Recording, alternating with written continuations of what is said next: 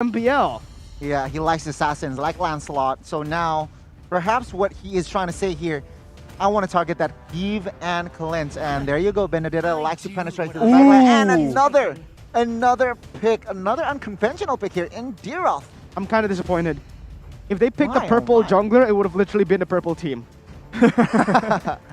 That's true, that's true, that's true. The Benedetta. Yeah, it could have been. But almost. yeah, Benedetta in the jungle. We haven't seen this for such a long time here, Arashi. What are your thoughts on it? It has been nerfed. The damage to Diroth mid lane. junglers. Well, yeah, Benedetta in general just haven't seen a lot. And I think early on we did see that Nino actually picked it up, but that was not in the jungle position. But provided that the Benedetta does get kind of snowballing, that kind of get rolling, it does have a lot of impact. We've seen the mobility and damage do a lot of impact in the early game. But with the Clint now, with the Kufra, not Clint, being picked by Aura Fire right now, I think that will put a wrench in the plans for the Benedetta to dive into that back line. Honestly, if we're taking a look at the compositions here, Gani, I really don't like it from the side of ONIC. Yes, there are creative picks here. You've got the Selena, you've got the Moskov as well, but who's going to be locking down the Fanny? Yeah, they have no lockdown. Yeah, except for that Fanny, except for that Selena, I feel like. And of course Ruby. But then again, it is so hard to catch Fanny, especially when Kabuki is the pilot. So I feel like a creative, a peculiar draft coming from ONIC. But is it too peculiar? What about you folks? Do you like the drafts? Which side are you on? ONIC or Aura Fire for game number 1? Because I feel like there are the draft is crazy. Yeah, I think that there is crowd control on the side of ONIC, but the thing is, I don't know if it's enough, because they're gonna need crowd control to engage fights that benefit them, but they're gonna also need extra bit of crowd control to make sure that the Fanny doesn't go out of control.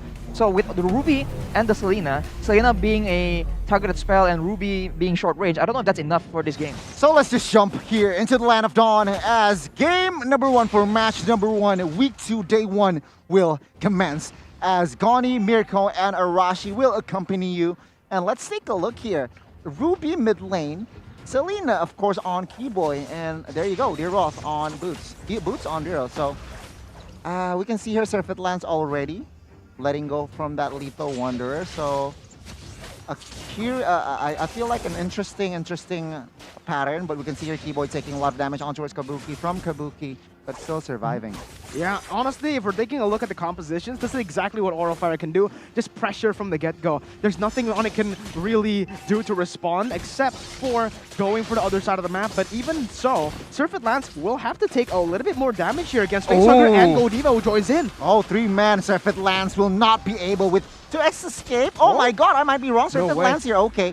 Sacrificing himself to the turret. First blood by Samsung Galaxy A Series for Aura Fire.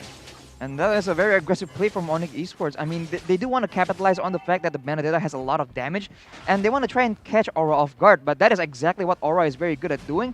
And we were talking again about the composition, and for ONIC Esports, their main frontline is going to be the Ruby, right, later on.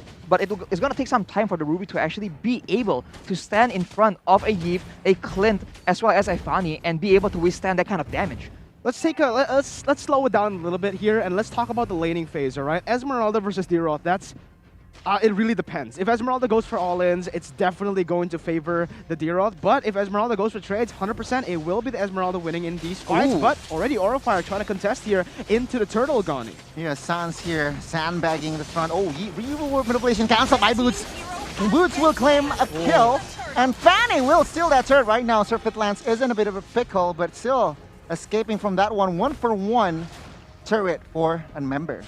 We were talking about how the matchup between Fluffy in his lane will be important, and right now he has already been taken down once, and that's going to have huge consequences in his own lane.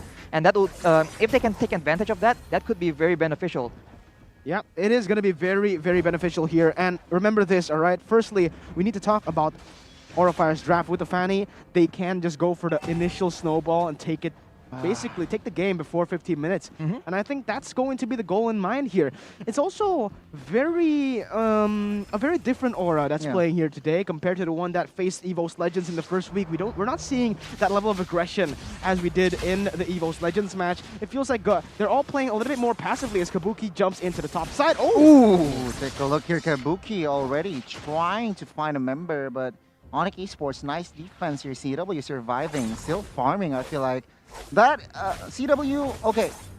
Moskov is going to be huge in the late game, so I feel like our Fire needs to shut him down in the early, especially in the mid side. Now, looking at the compositions here, Rashi, what happened? What has happened? Well, I think considering the fact that Aura Fire has so many tools to facilitate a dive, right? They have a Fanny, they have a Yves, as well as a Kufra. I'm surprised they haven't gone for those really aggressive lane plays. We talked, again, earlier in the win conditions about how Aura wants to play more for the lane and ONIC wants to play more for the objectives. But so far, the turtle has gone to Aura, and there's not real there's no real exchange from the side of ONIC. Okay, real manipulation. I'm offended. Flicker connects on towards Facehugger. Facehugger forces the flicker away, and still surviving now. Sans is the one who clears top lane. They really are right now being controlled by Aura Fire. Aura Fire here with the control and early lead. Turtle will go up. What do you think will happen? Yeah, the early game tempo will surely go to the hands of Aura Fire, but I feel like if ONIC Esports can actually withstand it, which they are doing really well here with the steal that Surfeit Lance just got over the purple buff against this Fanny. No purple buff on Fanny will mean that it's going to be huge, actually, for the side of ONIC Esports. Fanny is going to have a very, very hard time now in the jungle. Yeah, on the minimap, we can see that Abyssal Arrow connected on towards Facehugger, and just with the help of Sans there, picking up a kill on towards the mid laner of Aura Fire. Right now, though, Turtle's still idle, but ONIC Esports slowly but surely finding the control. Yeah, I mean, without the backup from Godiva to actually protect Facehugger, that Yves is just so vulnerable against a Ruby as well as a Selena. So Aura needs to be a bit more careful. ONIC definitely has an advantage from like pick from range, but now CW will be the main target. They want top side here, Kabuki taking damage, but take a look at high, flanking your CW. What? Still surviving a 2v1 play, and as well as managed to clear the lane, but take a look at Godiva. Flicker, Tyrant's Rage connects on towards Keyboy. No follow-up just yet. No casualty top side. Man, Aura Fire are proactive to these fights. They go in for the ganks, but it's going to just be CW outplaying them. And the thing is, look at the turtle. ONIC Esports, they're just playing with them. They're playing with their food. They're going up top, and they're like, hey, we got the turtle. No problem. CW can fend for himself. Oh my god. The complex winning conditions coming from ONIC Esports, and now it works for them. Take a look at the items, Urashi. Yep, Fluffy with the Esmeralda already on Enchanted Talisman, so all ins will be swinging a bit more towards his side now. Kabuki already with the War Axe doing a lot of damage, and Facehugger going for the more defensive build, knowing that there is crowd control from the side of ONIC Esports and pick-up potential, going with the boots and going with Enchanted Talisman to make sure that he can provide a lot more crowd control for his team. Oh, nice flicker there. Surfeit Lance coming in. Godiva has no flicker. He needs to be aware of that as high. Reinforcing Godiva to escape as both teams disengage from a team fight. And we can see both XP laners here cutting to clear lanes, as I feel like the tempo has gone slowed down. I think has come down. This is what ONIC needs. This is what ONIC needs. They're still staying at a 1,000 gold lead, and this is one thing that's really, really interesting. We had a few questions about how Benedetta is in the jungle. He is one level ahead of Kabuki right now. Fanny, who's considered basically the best jungler in this meta right now, going up against Benedetta, a hero that isn't even picked up in her own lane, in the gold lane or XP lane. So this is an insane game by ONIC Esports. The way that they're able to play the map, the way that Surfeit Lance is able to farm with the Benedetta has been impeccable so far. Yeah, right now Boots though is not going to survive. A 2v1 bot side. Will ONIC find compensation as they look for an engage, but Godiva here with the Tyrant's Revenge will not connect. But I feel like Aura will just take the turret top side, bot side. I think the mid game is exactly where Aura will actually take off and do a lot more damage. Their composition is way more suited to those mid game skirmishes. And I think once they reach that power spike, they'll play really aggressively. And what I think is important for them to do is make sure that they engage with the right tools, right? We've seen Kabuki being the main engage, just jumping towards the members of ONIC Esports. Whereas if they can engage with Godiva or maybe using Facehugger with the road manipulation, they can get a huge opportunity to actually win the fight. Yeah, right now Surfeit Lance already initiating. Oh, the second time as Kabuki connects. Will be able to escape for now, but take a look at the following Star Moon connects on towards 3. Surfeit Lance, will he be able to survive? The flicker will do it with the kill as Fluffy wants more. Keyboy sidestepping here as Boots wants action, and they also have that late game damage and high. So I feel like even if it goes to the late game, it's gonna be Aura winning it out. Oh, Kabuki here. claiming up a kill, and of course it will be a turret forward side of Aura Fire top side. And 90 seconds to the first Lord as Aura Fire looks to reclaim economy, looks to claim control on the map pressure as well, and ONIC Esports, they're on the back foot. Yeah, the 1,000 gold lead instantly just shifting from the side of ONIC towards Aura Fire now. And that's exactly what they were able, that's exactly what the game plan was meant to do in the early stage of the game. Kabuki, though, going for the invade. Another engage coming from the side of Aura Fire. I feel like Surfeit Lance managed to claim his purple buff for now. But let's take a look at the items, Arashi. Boost now already with a Blood Heptoseize and a Dominance Eye, so being aggressive but still being able to tank a lot of damage in the front line. CW though, with the Scarlet Phantom Berserker Fury, the Berserker Fury combo, it just does a lot of damage provided that he does not get zoned out by a road manipulation or by Kabuki just jumping at him. So I think once these fights get into that long periods of duration, Moskov will have a lot more advantage compared to the Clint in these team fights. Although High right now has a Malefic Roar, so any kind of defensive item on the side of ONIC Esports has been quote-unquote countered. Yeah, and at this point, Aura Fire, they're just playing the lanes really, really well, I feel like, In the top side, they let it just go. They just let it go. They don't really need anyone to go there and clear. They just wait for the right opportunity to look for pushes like in the bottom side when ONIC was forced to put 3 members into the mid lane to basically hold off the other members. They go to the bottom side and look for the siege there. Aura, completely different, but they're going in very aggressively onto Godiva. I'm a fan of connect onto Godiva, but CW will be the casualty. 1 for 1. Oh no! It will be a 4-man wipes here for side of ONIC Esports. Aura Fire looking very, very nasty here in the 10th minute, claiming 4 members for side of ONIC. And we'll take a look right now. Aura Fire looks to claim the mid side and looks to claim their first Lord. A huge mistake for the side of ONIC. What was that? They used all their resources onto 1 member, and that's not the core member. Like I said, it was Godiva. Yeah, not quite a questionable player, honestly. We talked again about the possibility for Facehugger to be able to do a lot of damage and zone out the key members. And we've also mentioned that there's a very limited amount of crowd control on ONIC Esports' team composition. So I think they really needed to save those crowd controls for a very specific moment, and that was not it. Godiva is not the main target, as you say, Mirko. And in that fight, with all the skills already being used, Facehugger was just able to clean up the whole map with that road manipulation. Yeah, let's talk about the lack of range from the composition from ONIC Esports. And of course, the Aura Fire has Yves.